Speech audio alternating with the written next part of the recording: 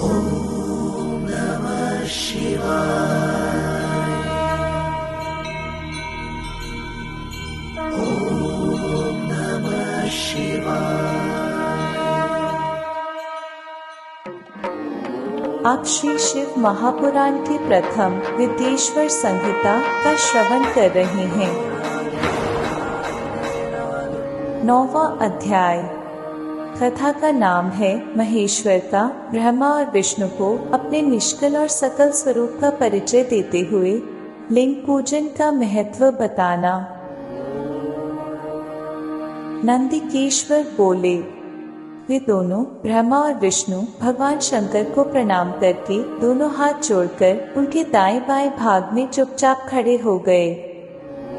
फिर उन्होंने वहां साक्षात प्रकट पूजनीय महादेव जी को कुटुंब सहित श्रेष्ठ आसन पर स्थापित करके पवित्र पुरुष वस्तुओं द्वारा उनका पूजन किया। दीर्घकाल तक अविकृत भाव से सुस्थित रहने वाली वस्तुओं को पुरुष वस्तु कहते हैं और अल्पकाल तक ही टिकने वाली वस्तुएं प्राकृत वस्तु कहलाती हैं। इस तरह वस्तु के ये दो भेद जानने चाहिए। किन पुरुष वस्तुओं से उन्होंने भगवान शिव का पूजन किया, यह बताया जाता है।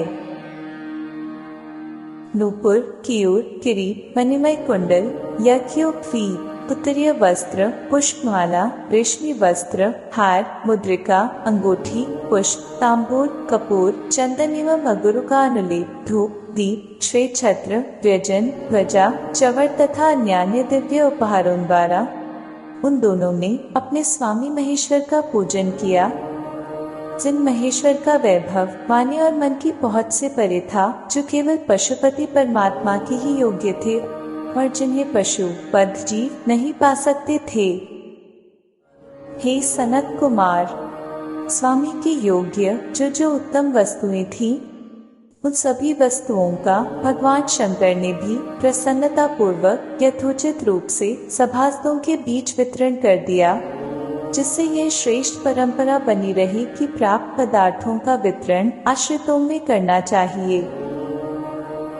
उन वस्तुओं को ग्रहण करने वाले सभासदों में वहां कोलाहल मच गया। इस प्रकार वहां पहले ही ब्रह्मा तथा विष्णु से पूजित हुए भक्तिवर्धक भगवान शिव विनम्र उन दोनों देवताओं से हंसकर कहने लगे। ईश्वर बोले, हे पुत्रों, आज का दिन महान है। इसमें तुम्हारे द्वारा जो आज मेरी पूजा हुई है, इससे मैं तुम लोगों पर बहुत प्रसन्न हूँ। इसी कारण यह दिन परम पवित्र और महान से महान होगा। आज की यह तिथि शिवरात्रि के नाम से विख्यात होकर मेरे लिए परम प्रिय होगी। इस समय जो मेरे लिंग निष्कल अंग आकृति से रहित निराकार स्वरूप के प्रति और वह सकल साकार रूप के प्रति विग्रह की पूजा करेगा, वह पुरुष जगत की सृष्टि और पालन आदि कार्य भी कर सकता है। जो शिवरात्रि को दिन रात निराहार एवं जितेंद्रिय रहकर अपनी शक्ति के अनुसार निष्कपट भाव से मेरी यथोचित पूजा करेगा, उसको मिलने वाले फल का वर्णन सुनो।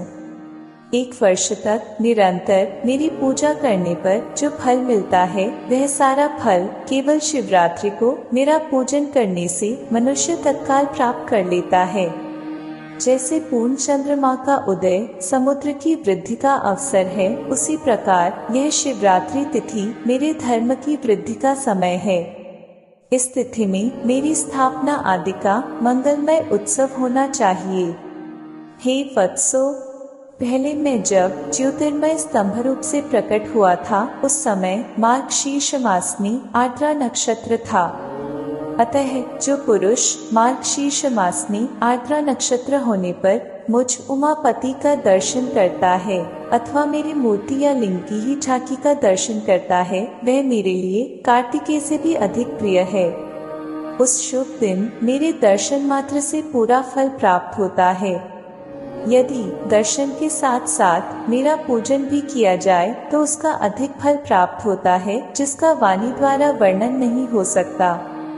इस रणभूमि में मैं लिंग रूप से प्रकट होकर बहुत बड़ा हो गया था। अतः उस लिंग के कारण यह भूतल लिंग स्थान के नाम से प्रसिद्ध हुआ। हे पुत्रों, जगत के लोग इसका दर्शन और पूजन कर सकें, इसके लिए यह अनादि और अनंत ज्योति स्तंभ अत्यंत छोटा हो जाएगा। यह लिंग सब प्रकार के भोगों को सुलभ कराने वाला और भोग तथा मोक्ष का एकमात्र साधन होगा। इसका दर्शन, स्पर्श तथा ध्यान प्राणियों को जन्म और मृत्यु से छुटकारा दिलाने वाला होगा।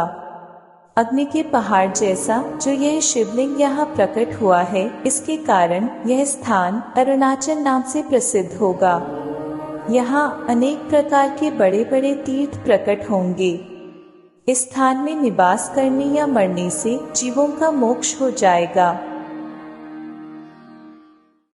रथोत्सव आदि के आयोजन से यहाँ सर्वत्र अनेक लोग कल्याणकारी रूप से निवास करेंगे। इस स्थान पर किया गया दान, हवन तथा जप यह सब करोड़ गुना फल देने वाला होगा। यह क्षेत्र मेरे सभी क्षेत्रों में श्रेष्ठतम होगा। यहाँ मेरा स्मरण करने मात्र से प्राणियों की मुक्ति हो जाएगी। अतः यह परम रमणीय क्षेत्र अति महत्वपूर्ण है। यह सभी प्रकार के कल्याणों से पूर्ण, शुभ और सबको मुक्ति प्रदान करने वाला होगा। इस लिंग में मुजलिंगेश्वर की अर्चना करके मनुष्य सालोक्य, सामीप्य, सारूप्य, साष्टय और सायुज्य इन पांचों प्रकार की मुक्तियों का अधिकार प्राप्त कर लेगा। आप लोगों को भी शीघ्र ही सभी मनोवांछित फल प्राप्त होंगे। नंदिकेश्वर बोले, इस प्रकार विनम्र ब्रह्मा तथा विष्णु पर अनुग्रह करके भगवान शंकर ने उनके जो सैन्य दल परस्पर युद्ध में मारे गए थे, उन्हें अपनी अमृत वर्षिणी शक्ति से जीवित कर दिया। उन दोनों ब्रह्मा और विष्णु की मूर्ता और पारस्परिक वैर को मिटाने के लिए भगवान शंकर उन दोनों से कहने लगे, मेरे दो रूप हैं, सकल और निष्कल। दूसरे किसी के ऐसे रूप नहीं है, अतः मेरे अतिरिक्त अन्य सब अनीश्वर हैं। हे पुत्रों, पहले मैं स्तंभ रूप से प्रकट हुआ, फिर अपने साक्षात रूप से। ब्रह्म भाव मेरा निष्कल रूप और महेश्वर भाव सकल रूप है। ये दोनों मेरे ही सिद्ध रूप हैं, मेरे अतिरिक्त किसी दूसरे के नहीं हैं। इस कारण तुम दोनों का अथवा अन्य किसी का भी ईश्वरत्व कभी नहीं है। अज्ञान के कारण तुम दोनों को जो यह ईशत्व का आश्चर्यजनक अभिमान उत्पन्न हो गया था, उसे दूर करने के लिए ही मैं इस रणभूमि में प्रकट हुआ हूँ। उस अपने अभिमान को छोड़ दो और मुझ परमेश्वर में अपनी बुद्धि स्थिर करो। मेरे अनुग्रह से ही सभी लोकों में सब कुछ प्रकाशित होता है। इस गूढ़ ब्रह्म तत्व को तुम्हारे प्रति प्रेम होने के कारण ही मैं बता रहा हूँ। मैं ही पर ब्रह्म हूँ। कल, सगुण और अकल, निर्गुण, ये दोनों मेरे ही स्वरूप हैं। मेरा स्वरूप ब्रह्म रूप होने के कारण मैं ईश्वर भी हूँ। जीवों पर अनुग्रह आदि करना मेरा कार्य है। हे ब्रह्मा और केशव, सबसे बृहद और जगत की वृद्धि करने वाला होने के कारण मैं ब्रह्म हूँ। हे पुत्रों, सर्वत्र समरूप से स्थित और व्यापक होने से मैं ही सबका आत्मा हूँ। अन्य सभी जीव अनात्म रूप हैं, इसमें संदेह नहीं है। सर्ग से लेकर अनुग्रह तक आत्मा या ईश्वर से भिन्न जो जगत संबंधी 5 कृत्य हैं, वे सदा मेरे ही हैं। मेरे अतिरिक्त दूसरे किसी के नहीं हैं, क्योंकि मैं ही सबका ईश्वर हूँ। पहले मेरी ब्रह्मरूपता का बोध कराने के लिए निष्कल लिंग प्रकट हुआ था, फिर तुम दोनों को अज्ञात ईश्वरत्व का स्पष्ट साक्षात्कार कराने के लिए मैं साक्षात जगदीश्वर ही सकल रूप में तत्काल प्रकट हो गया।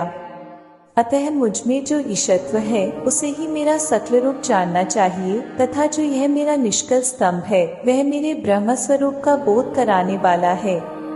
हे पुत्रों, लिंग लक्षण युक्त होने के कारण यह मेरा ही लिंग चिन्ह है। तुम दोनों को प्रतिदिन यहाँ रहकर इसका पूजन करना चाहिए। यह मेरा ही स्वरूप है और मेरे सामीप्य की प्राप्ति कराने वाला है।